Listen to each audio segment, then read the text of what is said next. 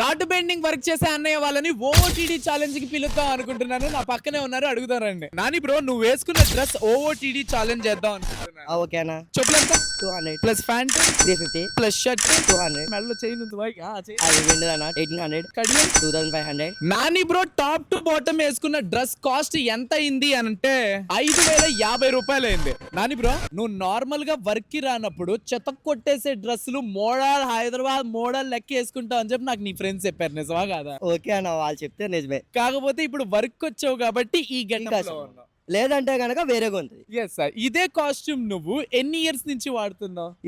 10 days. 10 days అవుతుందా? అవును. 10 days లో నీ డ్రెస్ ఇలా అయిపోయిందంటే నాని బ్రో కష్టం మీ అందరికీ తెలిసి ఉండాలి. మంచిగా కష్టపడు, కష్టే ఫలి, హ్యాపీగా ఎంజాయ్ చేయి లైఫ్ ని.